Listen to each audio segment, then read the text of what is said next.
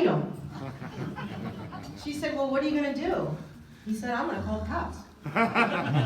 She said, you're going to call the police on your father? He said, do you want me to go fight him? Despite his upbringing's challenges, Dad was an impeccable family man. And he cherished being there for all of us. He absolutely loved his family with all his heart, and he appreciated all his friendships. We are extremely sad that Dad had to move on. But we're so very grateful that he passed peacefully and in the comfort of his own bed. A bed that he himself called his sleeping pill. Danny and Kathy really enjoyed Dad's actual every night when he went to bed. We spent this past week remembering how wonderful Dad was, and we laughed and we cried, but mostly we laughed. This afternoon, we wanted to spend a few moments to share with you some of our memories and some of Dad's favorite stories. We sum up Dad's life in 3 simple but impactful phrases: live well, laugh often, and love much. Dad really knew how to live well.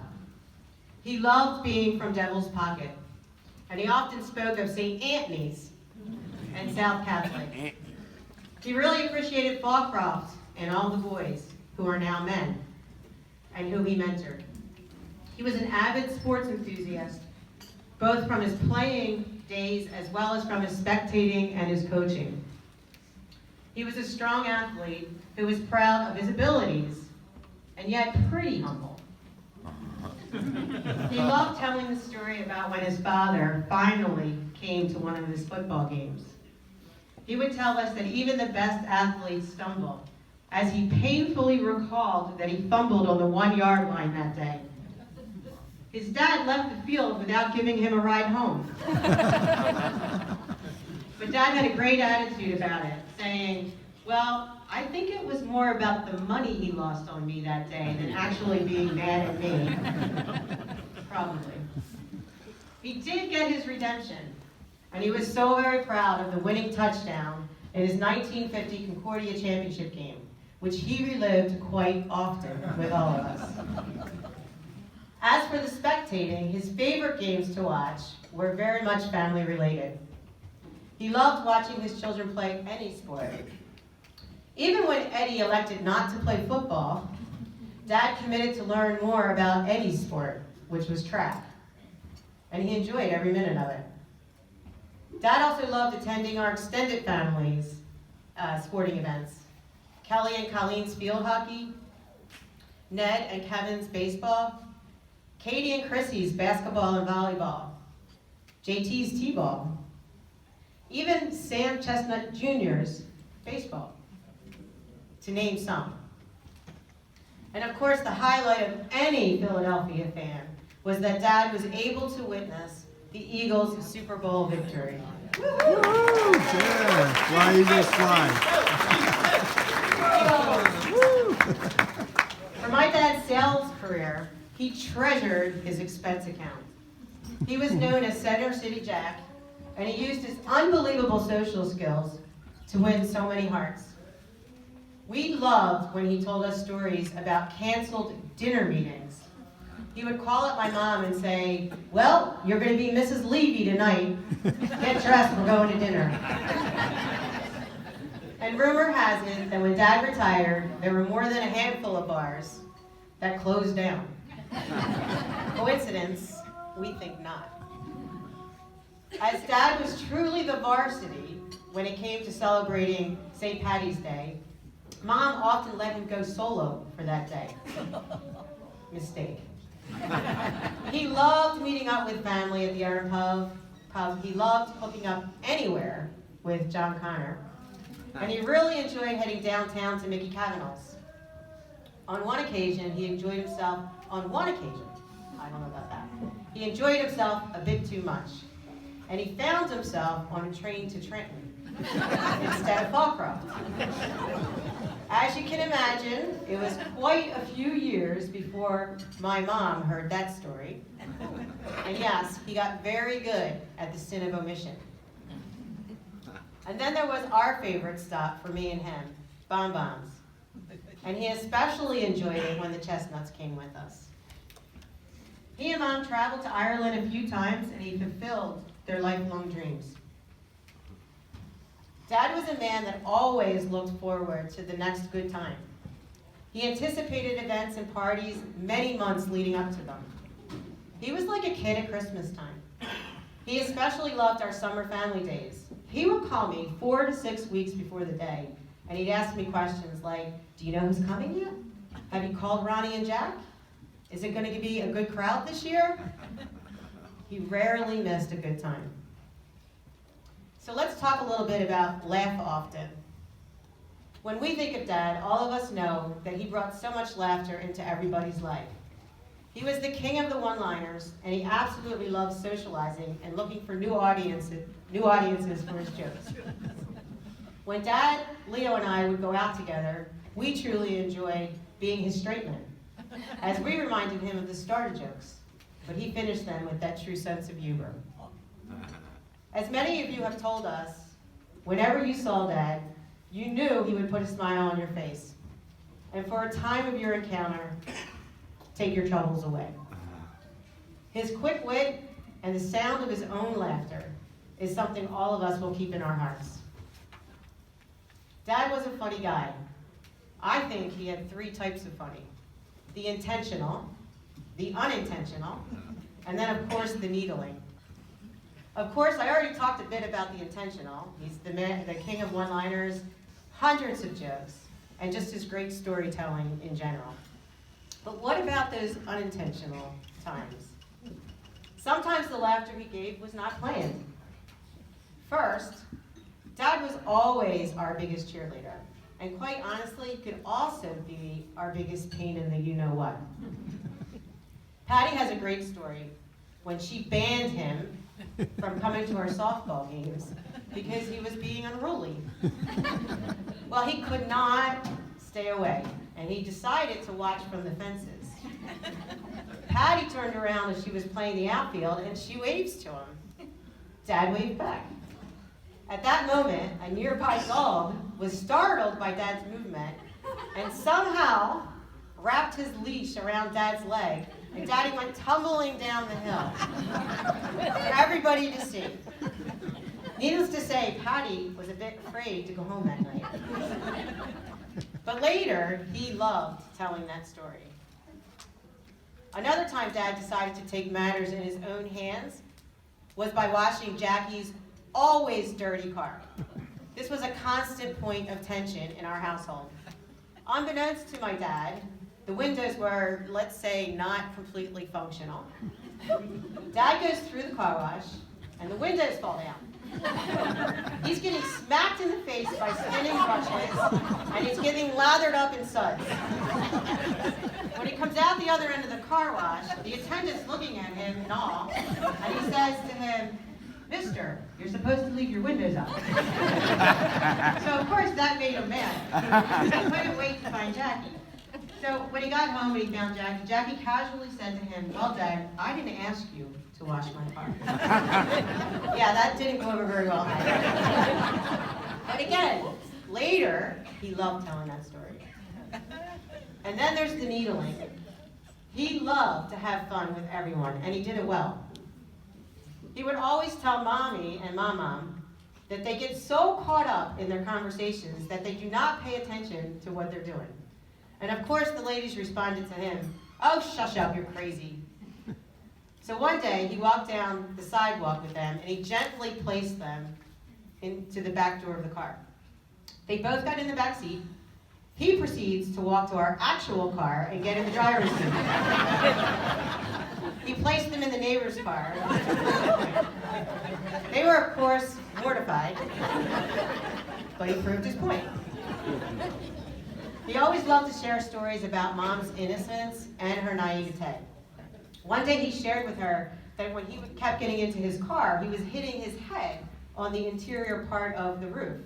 And Mom paused for quite a while and thought about it because she wanted to provide him a solution. And she said, "Well, I think you just need to let some of the air out of your tires." And on the rides down to Wildwood, Mom was enjoying the wooded scenery, and she said, "Wow, Jack, there's an awful lot of trees for sale." Dad looked long at her, and he simply said, "Jane, those are signs for the land that is for sale, not the individual tree." Daddy was always correcting her with the sincerest of smiles on his face. Although his upbringing was not how he would have liked it, he recognized that it made him who he was. He admired his father's toughness, and he adored his mother and his two sisters, Scott and Jane. He enjoyed all of his in-laws, and he bragged often about his nieces and nephews. His friends were so important to him as well. When you made a friend in Daddy, you had a true friend for the rest of your life. And if you were family or friend, he had your back in any circumstance. He loved all his children and his grandchildren. He was so very proud of us, and he was truly honored to watch us grow into responsible adults. He often told us that he knew that Mom and Dad did their jobs because all of his kids and grandkids were people that he would hang out with, and that was his meter. And finally, the absolute love of his life, our mom. There was no doubt that it was love at first sight for Daddy. Of course, we know that Daddy eventually grew on Mommy. Their love story gives us faith and hope that true love and lasting commitment is possible. He loved Mom's innocence, but he also recognized her wit. He took delight in sharing her comebacks. Early in their relationship, he said to her, "Jane, why don't you like me? I dress well. I always have my father's car. I have money in my pocket all the time, and all the other girls like me. Why don't you?" And she just simply looked at him and said, "Because you like yourself enough for the both of us." And as we all have heard, the secret to a good marriage is never go to bed angry. Evidently, after an argument one day, they went to bed. So Dad is trying to make amends, and he says, "Good night, mother of 5. And she says, "Good night, father of 3.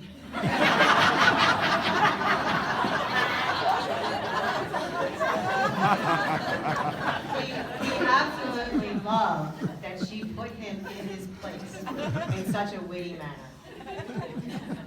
The end of his life with Mom was tough.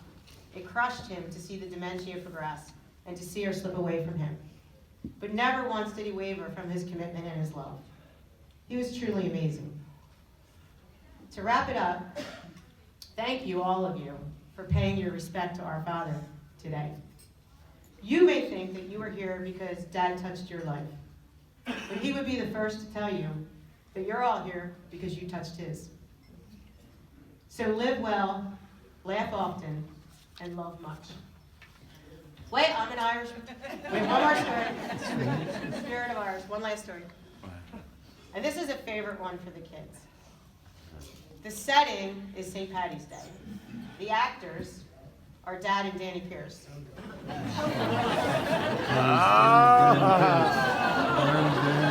you go. The scene goes like this. After a long day of St. Paddy's Day antics, Piercy calls the then pregnant Patty to get a ride home for him and Dad. Not an easy call to make, I'm sure, given their conditions. Plan Z. Patty arrives, and Dad and Danny are shuffling out of Bud's place. After a full day at the Urban Pub, because we all know that my dad always has one more stop. One more stop. Anyway, Patty pulls up. Danny Pierce opens the back door. Dad gets in the car, slides across the seat, immediately climbs out the door, slams it, leans in, says, "Thanks for the ride, Patty." Patty gives him the look. "Get back in the car. You are not arriving. You are leaving." So I'm going to ask everybody if you could raise your glass. Dad, we love you, and you will be missed. And yes, thanks for the ride. Cheers. Woo. Good Jack.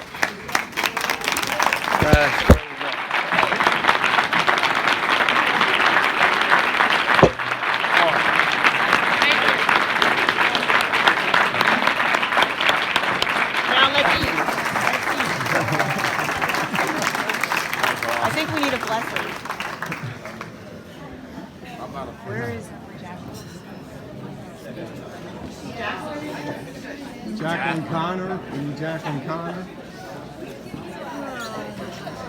Yeah. No, she's gonna.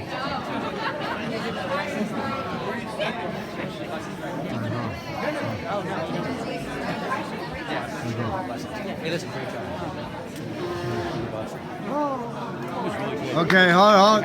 If everybody can keep quiet for a second. 1 second. 1 second. Here we go.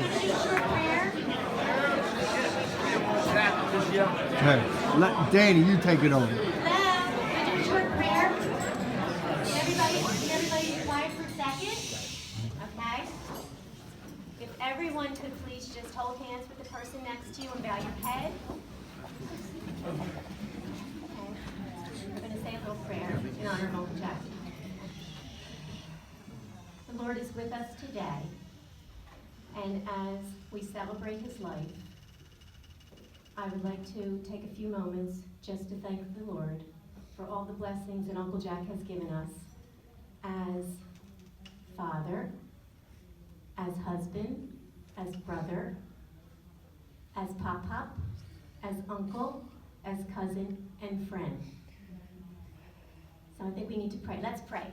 Bless us, O Lord, and these thy gifts, which we are about to receive from thy bounty, through Christ our Lord. Amen. God is me, Betsy. God is me.